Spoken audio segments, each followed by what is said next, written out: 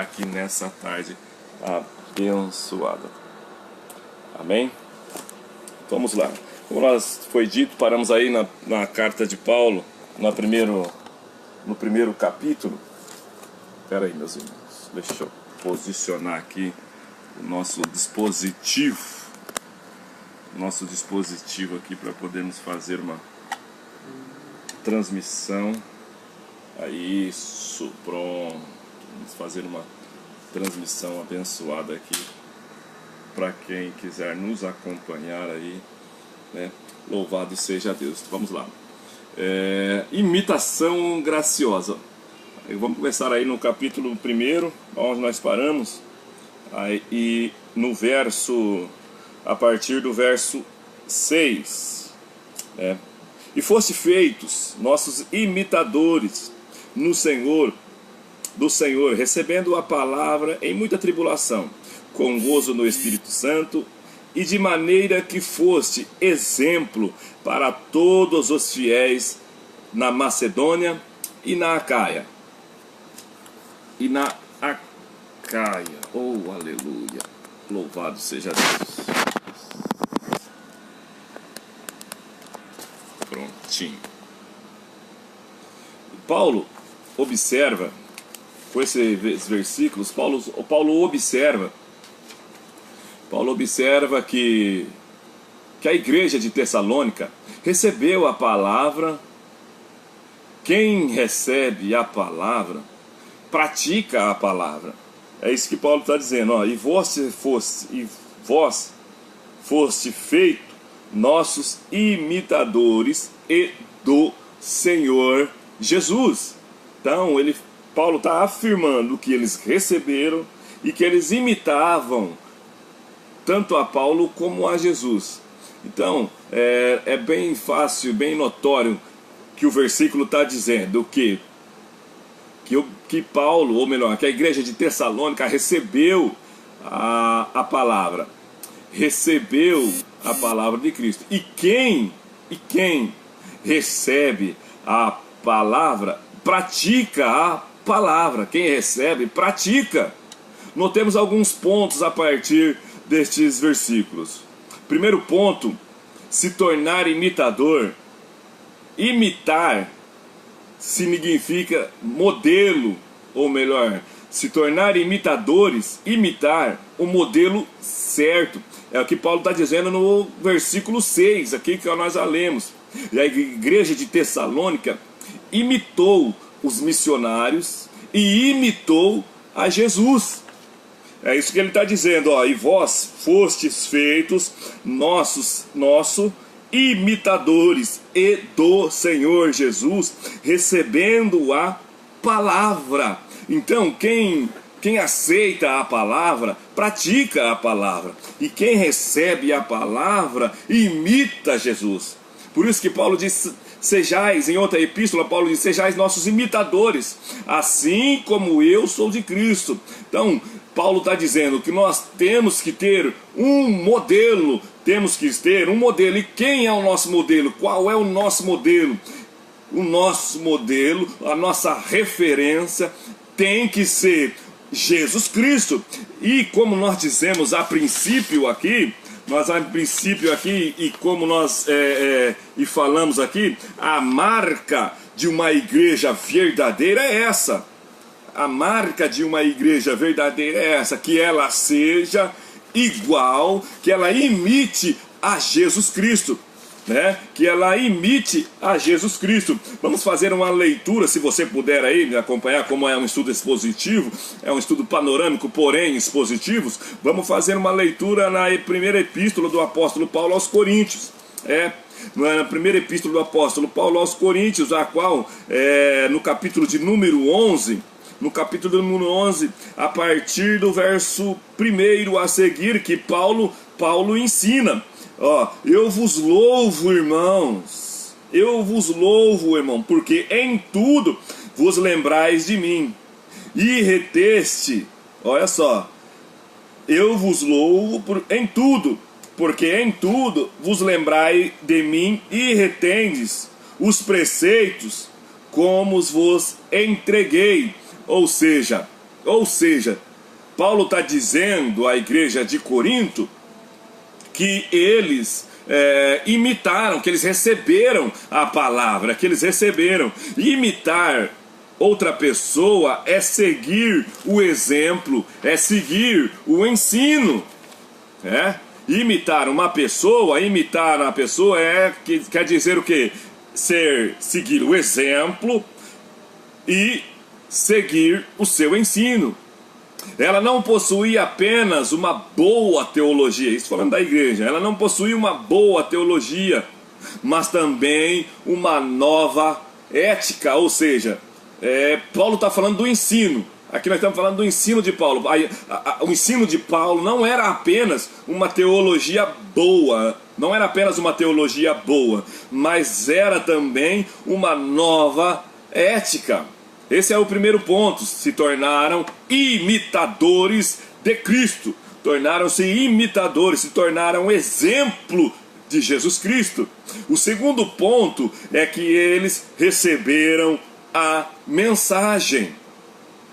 Receberam a mensagem, é a parte B do versículo 6. É a parte B do versículo 6. Olha só, vamos ler, né? Vamos ler, vamos pegar fio a fio, meada a meada aqui no capítulo 1 e o verso 6. A primeira parte ele fala: fostes nossos imitadores do Senhor. Parte B, parte A.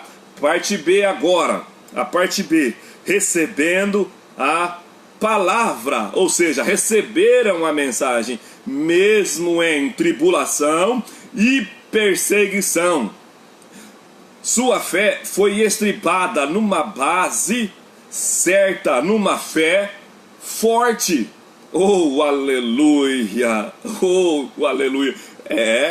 Numa fé receberam em meia tribulação, foram fundados em meia tribulação sobre uma base forte, uma base muito forte. Receberam e mudaram de vida. É isso que o Evangelho tem que nos proporcionar. É isso que o Evangelho tem que fazer. O Evangelho muda a vida das pessoas. Se o Evangelho não muda a vida de pessoas, não é Evangelho. Não é Evangelho. Que Evangelho é esse que não muda vidas?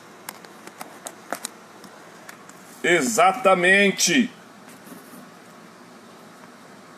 Evangelho muda as pessoas. Evangelho transforma a vida das pessoas. Oh, aleluia! Louvado seja o nome do nosso Senhor e Salvador Jesus Cristo. Quem recebe a palavra, vamos voltar aqui no primeiro ponto. Quem recebe a palavra, ele se torna imitadores de Cristo. Ele se torna imitadores de Cristo. Primeiro ponto. O segundo ponto: quem recebe a palavra, ela tem transformação de vida. Tem transformação de vida. Oh, aleluia! Os nossos púlpitos estão pobres de mensagens, ou seja, estão pobres, cheios de mensagens triunfalistas, cheios de mensagens egocêntrica. Por quê? Porque é uma palavra que não transforma a vida, apenas enche os nossos corações, mas não causa transformação de vida.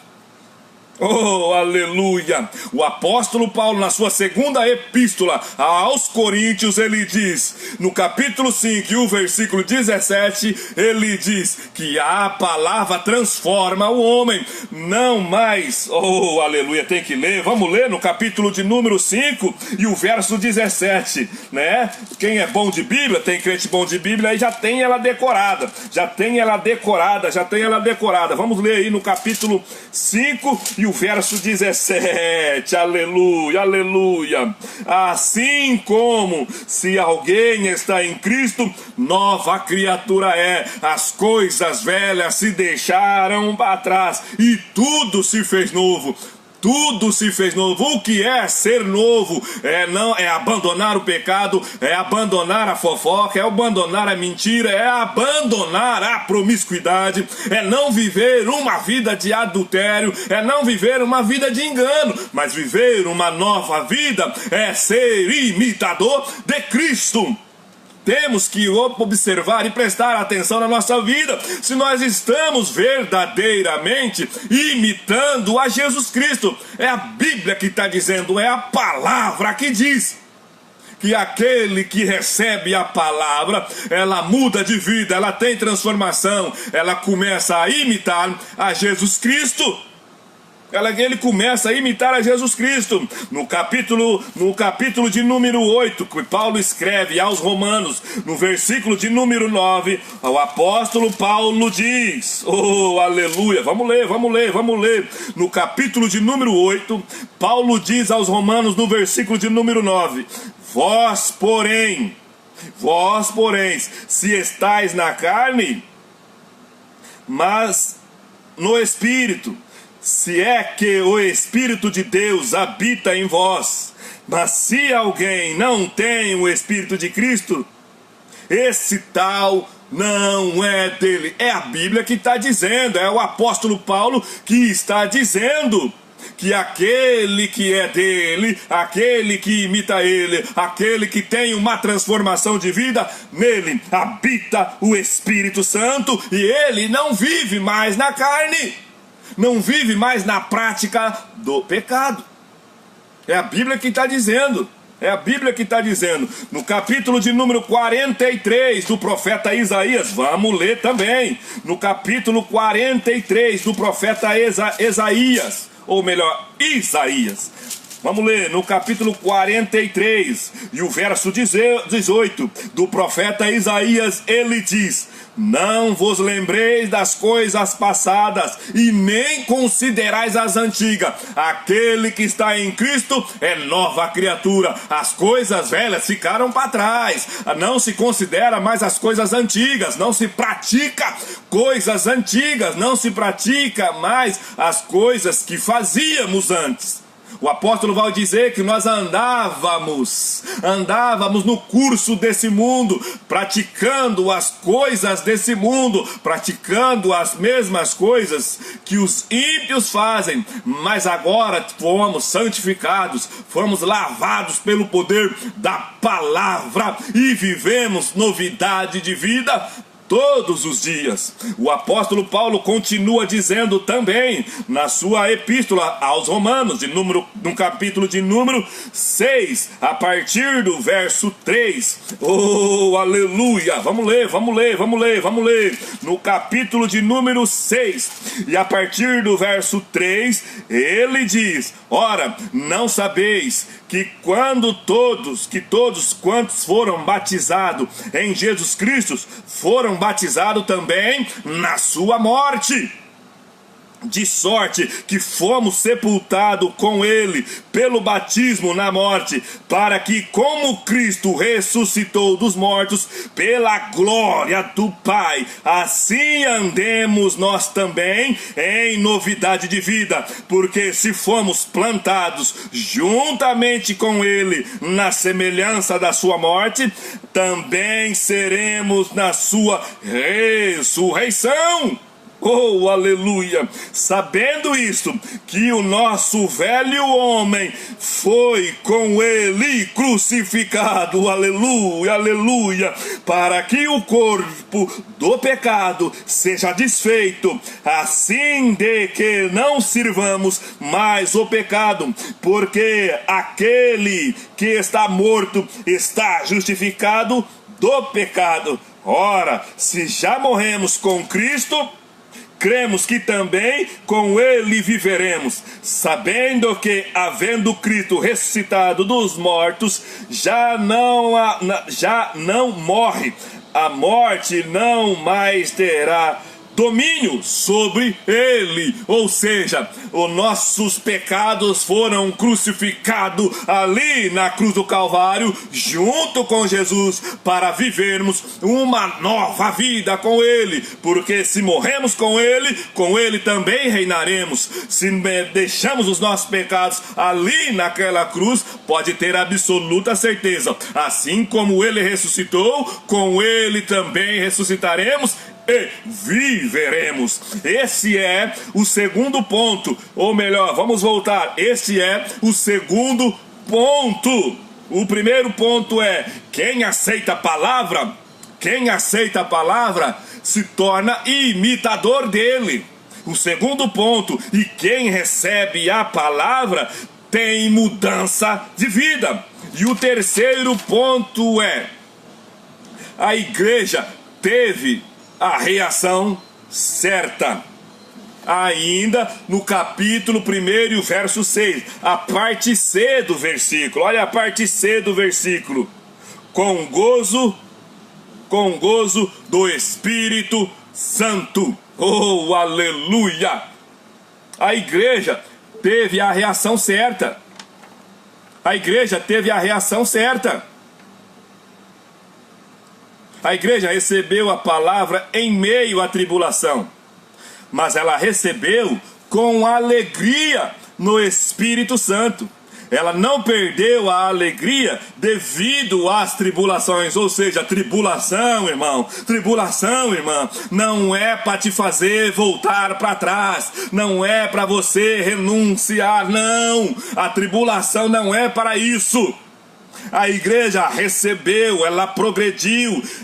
Estas são as marcas de uma igreja verdadeira, que não retrocede mediante a tribulação. Eles não perderam a alegria.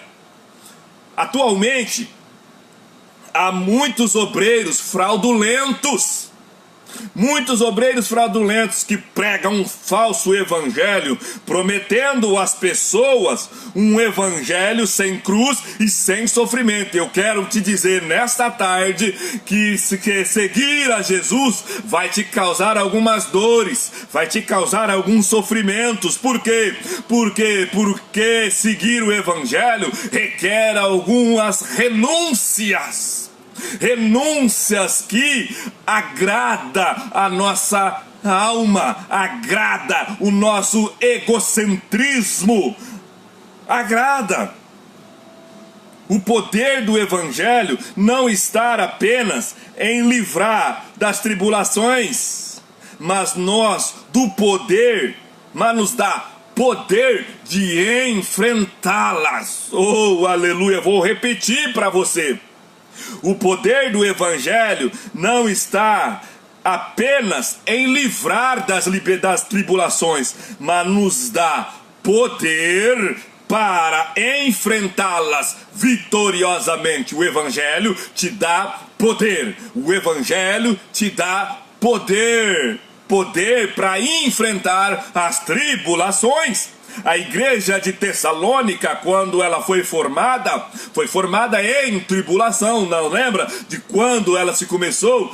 Primeiro Paulo chega pregando na cidade, prega por 3 sábados, prega por 3 semanas. Isso causa inveja, causa revolta nos cidadãos, causa revolta. O diabo se levanta, prende a família de Jason, querendo apreender Paulo, querendo prender Paulo, mas Paulo já não estava mais lá. Ou seja, e Jason é solto. Por quê? Pela promessa de que Paulo jamais voltaria ali. E se Paulo voltasse ali, a família de Jason sofreria sérias consequências. E o próprio apóstolo Paulo dá testemunho disso lá na sua segunda epístola aos Tessalonicenses, no capítulo de número 2. Paulo dá testemunho disso. E o terceiro ponto é que a igreja que tem as marcas verdadeiras mediante a palavra, ela reage à tribulação. E o quarto ponto é: O quarto ponto é, oh, aleluia, é muito forte, meus irmãos, é muito forte. O quarto ponto que Paulo está dizendo está no versículo de número 7. Vamos ler o versículo de número 7. Não sou eu que estou dizendo, é o apóstolo Paulo. De maneira que foste exemplo para todos os fiéis na Macedônia e na Acaia. Oh, aleluia. Quem recebe a palavra, primeiro, ela se torna imitador. Segundo, quem recebe a palavra, ela recebe a mensagem, ela se fortifica na fé. O terceiro ponto é que ela se fortifica mediante as tribulações, ela se fortifica. E o quarto ponto é que a igreja que recebe, a pessoa que recebe a palavra, ela se torna modelo. Oh, aleluia, se torna modelo. Se torna modelo. Se eu, você, nós recebemos a palavra, nós temos que ser modelo.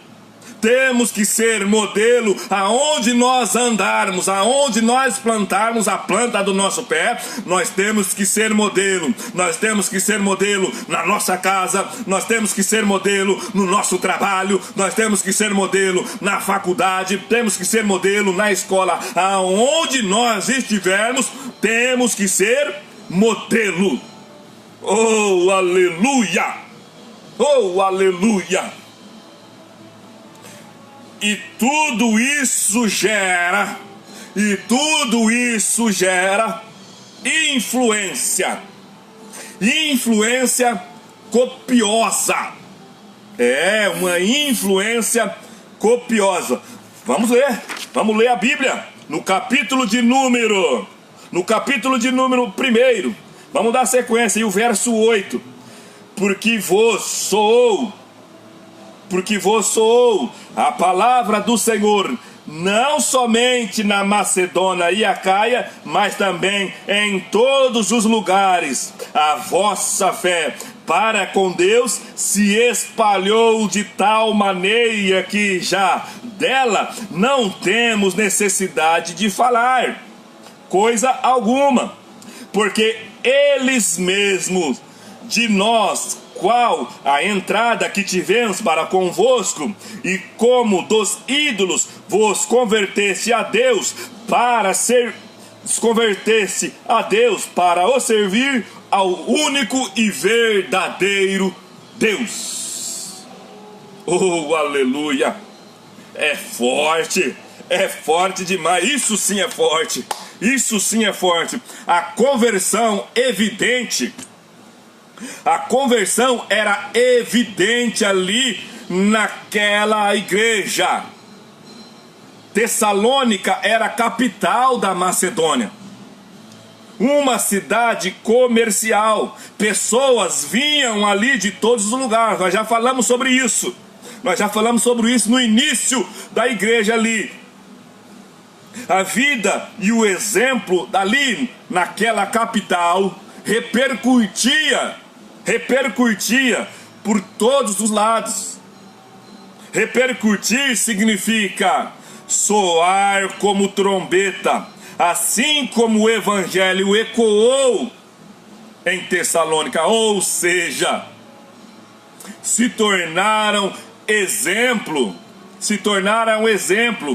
tanto quanto as pessoas falavam da conversão, falavam da transformação que houve ali em Tessalônica. Paulo está dizendo que aonde ele chegava, as pessoas falavam, não precisava mais Paulo chegar e dizer: olha, o evangelho cresceu ali em Tessalônica, o evangelho expandiu. Não. Aonde Paulo chegava, as pessoas que vinham a Paulo e diziam que o evangelho mudou as pessoas ali de Tessalônica. E como é que as pessoas estão falando de nós? O que é que as pessoas estão falando de nós hoje? Como é que as pessoas estão falando da igreja no século 21? Como é que elas estão falando de mim e de você? Como elas estão falando de nós? Nós somos exemplo, estão falando boa coisa, estão falando que nós temos uma vida transformada, estão falando que Jesus mudou a nossa vida.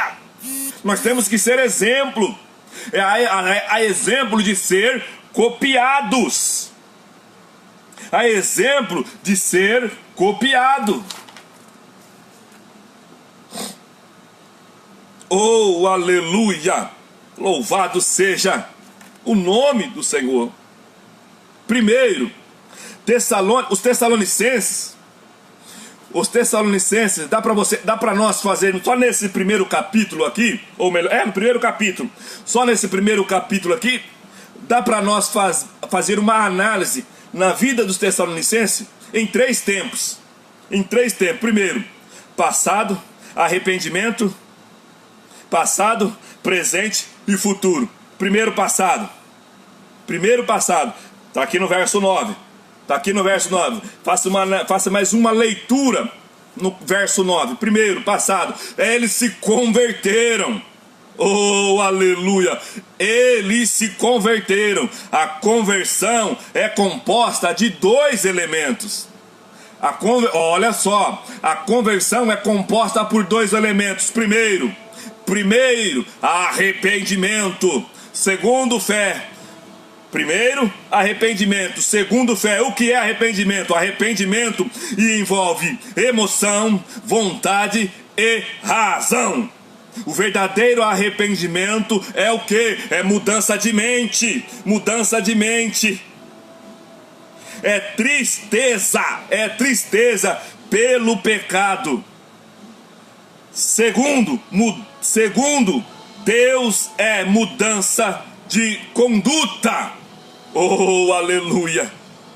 Primeiro, mudança de mente, tristeza pelo pecado. O que é tristeza pelo pecado? Tristeza por tudo aquilo que desagrada a Deus. O que é que desagrada a Deus? Desagrada a Deus promiscuidade. O que desagrada a Deus? Mentira. O que desagrada a Deus? Adultério. O que desagrada a Deus? Fornicação. O que desagrada a Deus? Uma vida prática do pecado.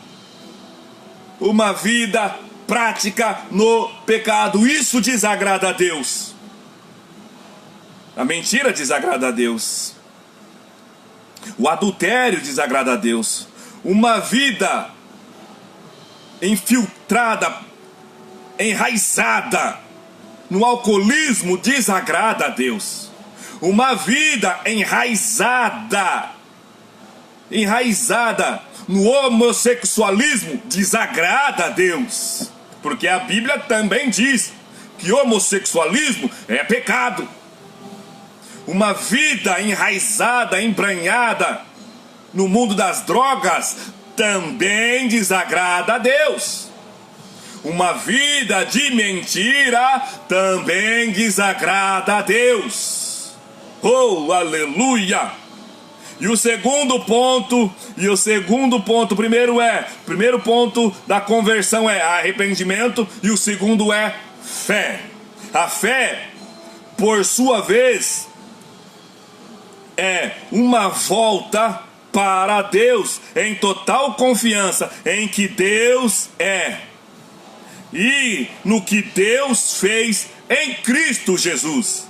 Oh, aleluia! Os cristãos ali de Tessalônica deixaram seus ídolos para seguir a Cristo. Ou seja, tiveram total confiança em Deus. Largaram toda aquela vida idólatra, aquela vida de idolatria a ídolos, e se converteram a Deus. Abandonaram tudo que possa dividir a afeição ou impedir de seguir Deus de todo o coração. Meu irmão e minha irmã, faço um apelo nessa tarde para abandonarmos tudo aquilo que nos divide. a abandonar tudo aquilo que nos causa afeição e que nos impede verdadeiramente de seguir a Jesus Cristo. A Jesus Cristo. Primeiro tempo é o passado, conversão. E o segundo tempo é o presente. O presente para quê? Para servir. Para servir. Os membros da igreja eram, na maioria, eles vinham do paganismo. Eles vinham do paganismo, vinham de uma vida idólatra. Gregos e romanos tinham muitos deuses. Os membros da igreja abandonaram os seus ídolos do passado e passaram a adorar ao Deus vivo. A Escritura faz referência ao Deus vivo. É importante ressaltar que Deus não está apenas vivo, mas Ele também dá a vida.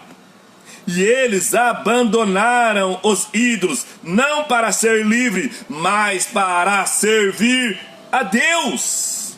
Oh, aleluia!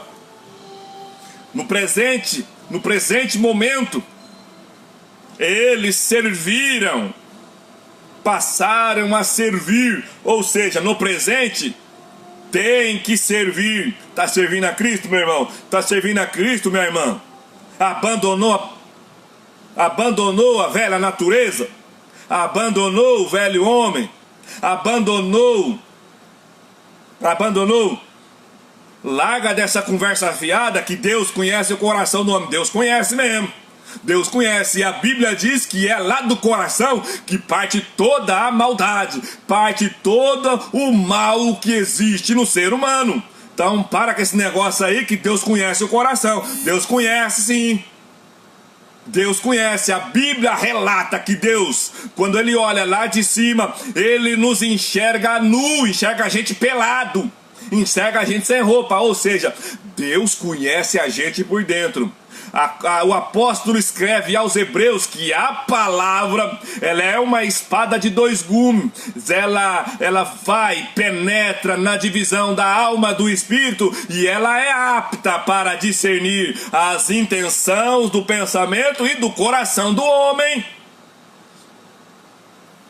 Pare com essa conversa fiada que Deus conhece o coração e lá abandona essa vida de mentira, abandona essa vida de pecado.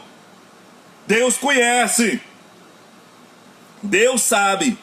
E o seu terceiro ponto, que é o futuro, ou seja, qual é o nosso futuro? O nosso futuro está em Cristo. Aguardavam a Cristo. Antes de Paulo chegar a Tessalônica com o Evangelho, eles eram pessoas sem esperança.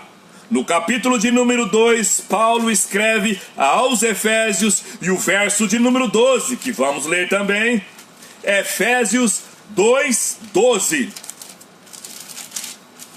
Vamos ler. No capítulo 12: E naquele tempo estava sem Cristo, separado da comunidade de Israel e estranhos aos concertos da promessa, não tendo esperança e sem Deus no mundo. Sem esperança e sem Deus no mundo. É a Bíblia que está dizendo, não sou eu. Então, a igreja de Tessalônica passa a se tornar uma igreja modelo. Por que modelo? Porque a igreja modelo está caracterizada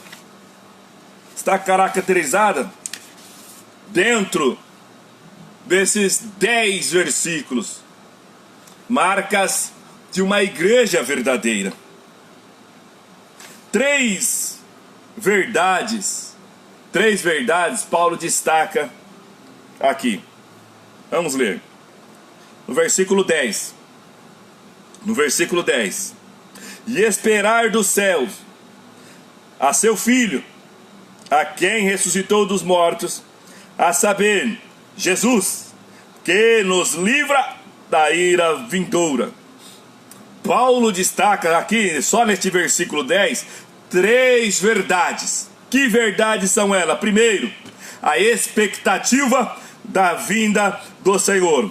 O verbo aguardar significa esperar, feliz e com confiança. Quando aguardamos um visitante,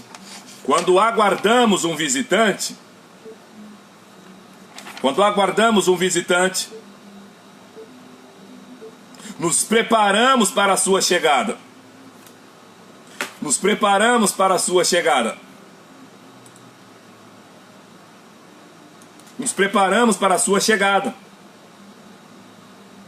E preparamos tudo para que ele fique à vontade.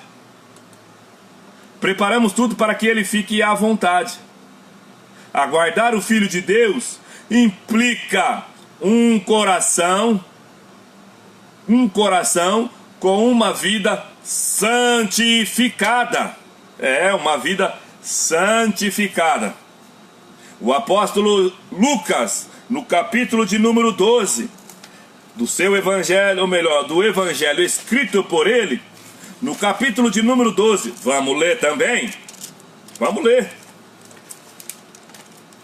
ler, capítulo 12 do evangelho escrito por Lucas, no capítulo 12, e a partir do verso 36, ele diz: se pois todo o seu corpo é luminoso, não tendo em trevas parte algumas, todo será luminoso, como quando a candeia te ilumina, como o seu resplendor. Quando você espera um visitante, você limpa, você aguarda, ou seja, você se prepara. A segunda verdade, a primeira é preparação, a segunda verdade é: a igreja esperava a segunda vinda de Cristo porque tinha convicção de que Deus o havia ressuscitado dentre os mortos. E ele agora está onde Deus está e irá trazer de volta para buscar o seu povo. Ou seja, ele vai voltar.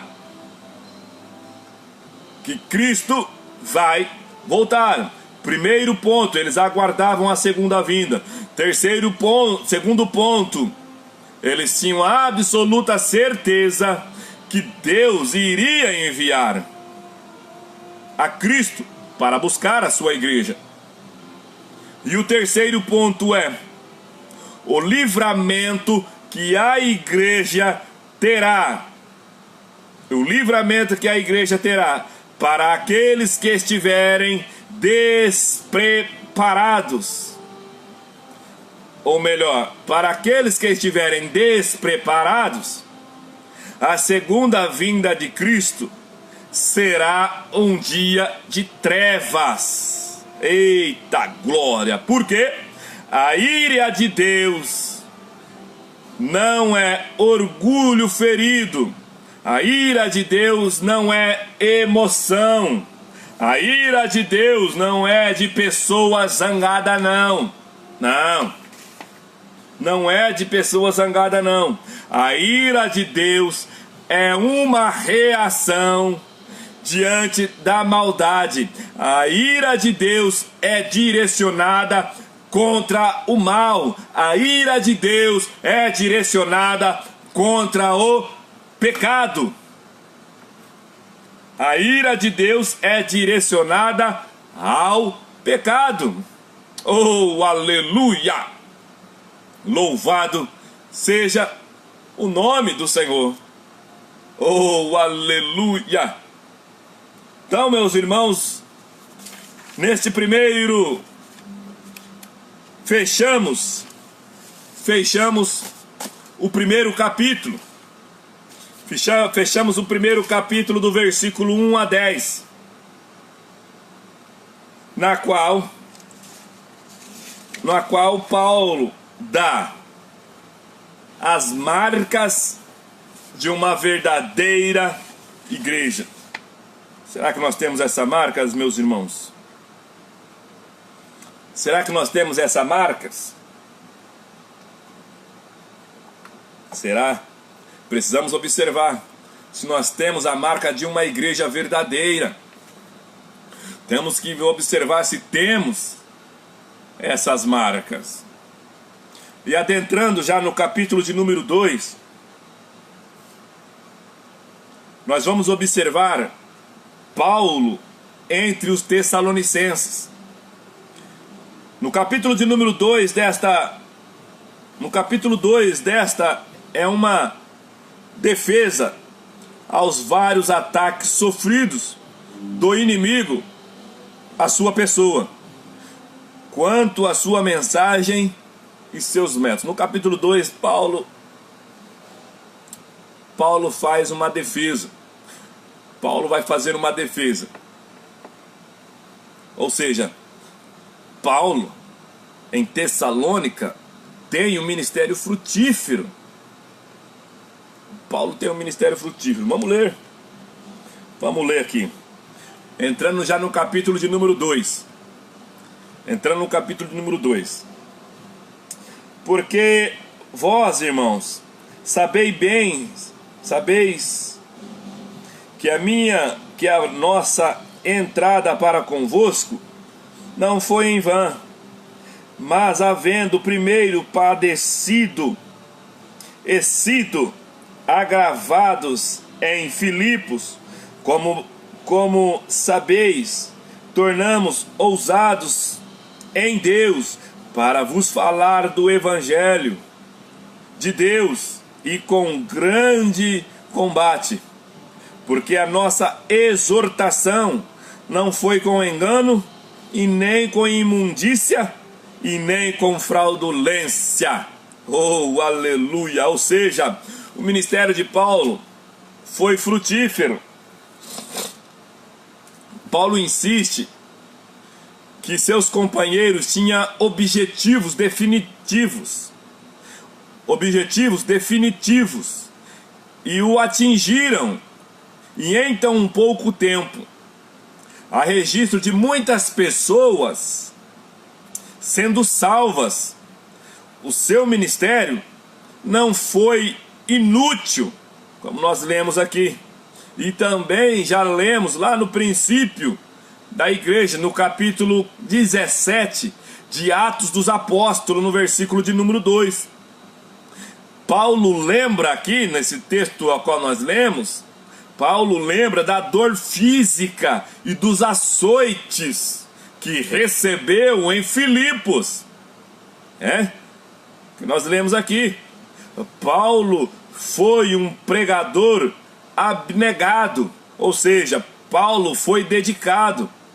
Paulo se sacrifica, ou seja, Paulo teve um espírito de renúncia. Paulo foi abnegado. Paulo se renunciou, se aniquilou. Paulo se dedicou, se sacrificou aquilo que lhe foi comissionado. Paulo e Silas foram espancados e ultrajados, e mesmo assim foram para Tessalônica. Pregar o Evangelho. Os críticos de Paulo queriam desacreditar sua pessoa, fazendo acusações pesadas e levianas. Havia quem dizia que Paulo tinha ficha na polícia e que Paulo era fugitivo da justiça, e que não se pode dar ouvidos a um homem dessa índole. É o que Lucas escreve lá em Atos dos Apóstolos, no capítulo 17, o verso 6, a parte C, que diz que esses que chegaram ali, eles vinham perturbando o mundo. Lê lá Atos 17, no verso 6, a parte C, lê lá. Que eles disseram, os magistrados disseram que esses vinham perturbando o mundo e chegaram ali em Tessalônica. E Paulo ensina 3 verdades importantes. E Warren Wiersbe refuta 3 acusações. Primeiro, o evangelho estava sendo fundamentado, sendo filosofia humana falível. Paulo pregava o puro evangelho. A primeira coisa que ele faz é reafirmar a veracidade quando diz: pois a nossa exortação não procede de engano. É ele que disse aqui no capítulo 2, nós já lemos aqui, que o seu evangelho, ou melhor, que a sua exortação, que os seus conselhos, as suas palavras não provém de engano. O que é exortação? Exortação é aconselhar, exortação é animar, exortação é estimular. A mensagem de Paulo não era criada por ele, mas recebida de Deus. Era recebida de Deus. Segundo, que ele estimulava a imoralidade sexual. Alguns prestavam culto aos deuses através do sexo. Paulo vivia uma vida pura. Sua exortação não procedia de impureza.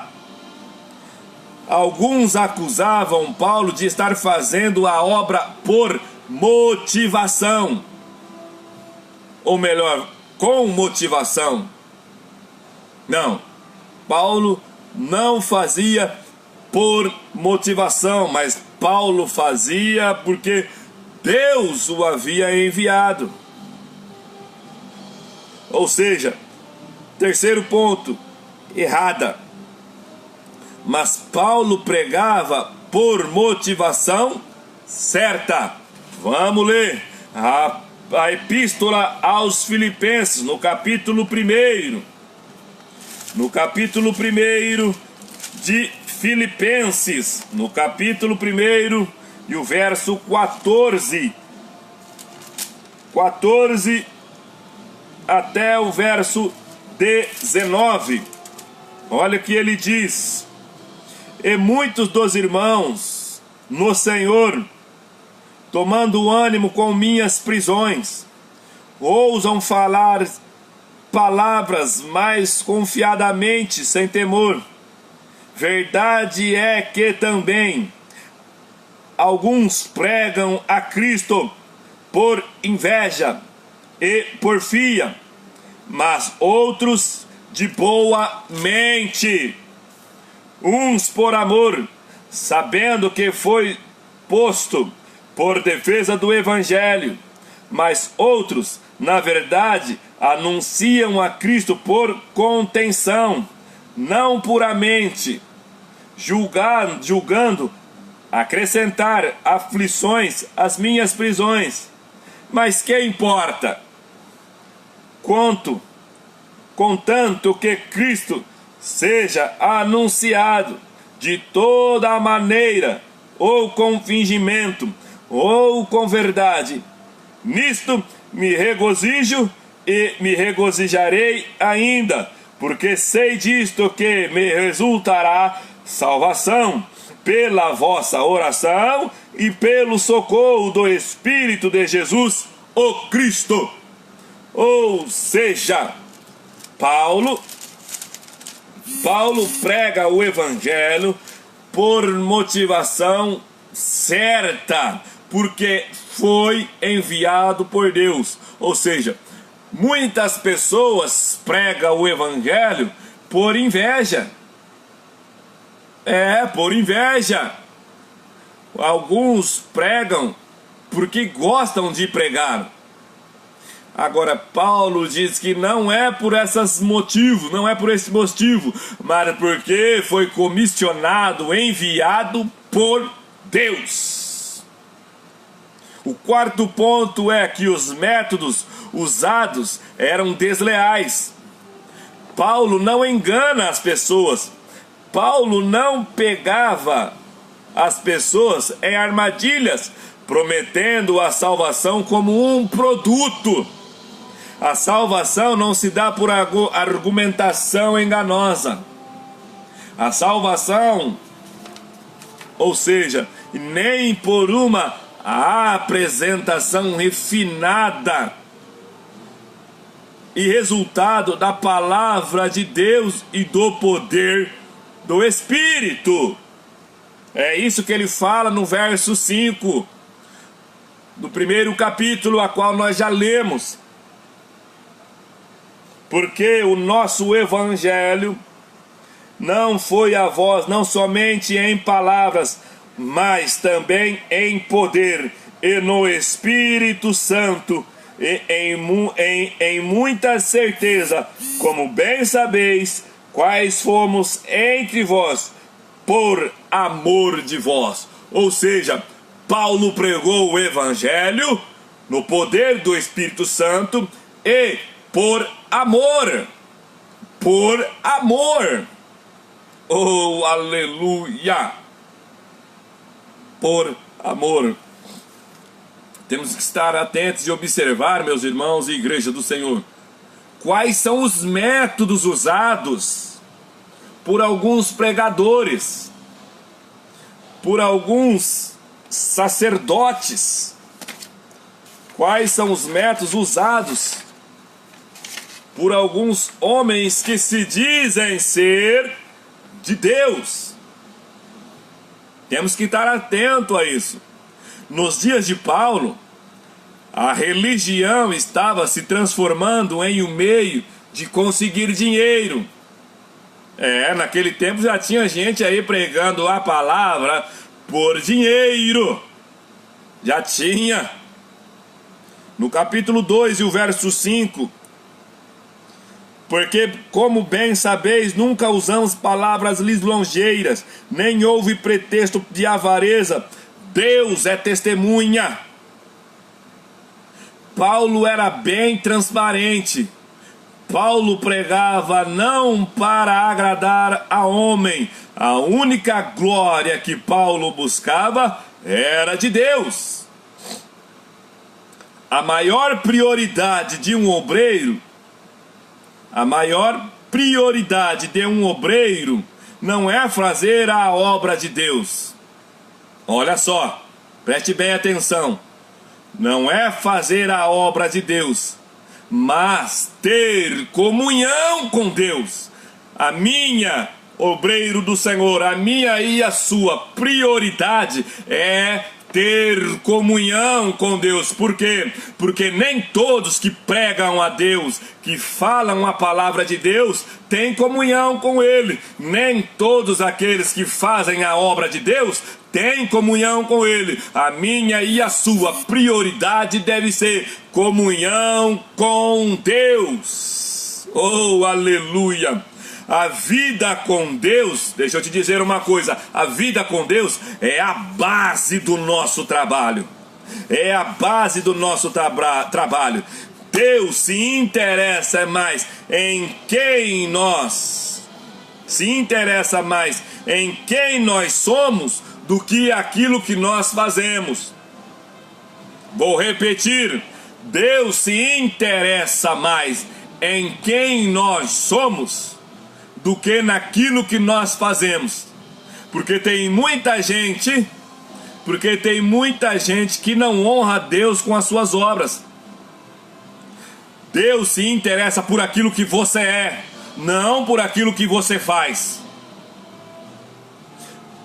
Deus se interessa por aquilo que você faz. O evangelista Mateus, nós vamos ler no capítulo de número 7. E o verso 21 ele diz: nem todo aquele que me diz Senhor, Senhor, entrará no reino dos céus, mas aquele que faz a vontade de Deus, a vontade do Pai que está nos céus. Muitos me dirão naquele dia: Senhor, em teu nome, oh aleluia, em teu nome não profetizamos nós?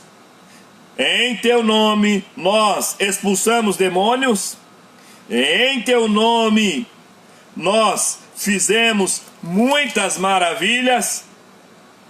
E então lhes direi abertamente: apartai-vos, nunca vos conheci, apartai-vos de mim, vós que praticais iniquidade. Ou seja, você não é conhecido de Deus pelas obras que você faz, não. Você é conhecido por Deus por aquilo que você é. Você não é conhecido por Deus se você prega bonito, se você canta bonito, se você faz a obra social de maneira bonita.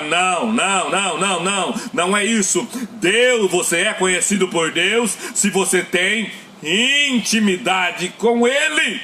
Oh, aleluia! O apóstolo Paulo aos Efésios, no capítulo de número 2 e o verso 8 a seguir, ele também diz: porque pela graça sois salvos. Por causa do quê? Por meio da fé. É por meio da fé. Isso não vem de vós. Isso não vem de vós. É dom de Deus. Nem vem das obras, para que ninguém se glorie disso. O apóstolo Paulo também fala aos Romanos, no capítulo de número 11, o verso 6: mas se é por graça, já não é pelas obras. De outra maneira, a graça já não é graça. Ou seja, nós chamamos a atenção de Deus não é por aquilo que fazemos, mas é por aquilo que nós somos. Deus não está interessado naquilo que você faz. Deus está interessado naquilo que você é. Aquilo que você é aquilo que chama a atenção de Deus. Não é pregar bonito, não é cantar bonito, não é fazer obra dentro da igreja ou fora da igreja. Não é isso que chama a atenção de Deus. Mas é por que você faz isso. Mas é o que você tem por dentro que chama a atenção de Deus. Paulo não pregava para ganhar dinheiro das pessoas, mas para arrancar-lhes do peito um coração de pedra, a fim de que receba um coração de carne. Ou seja, Paulo pregava a prática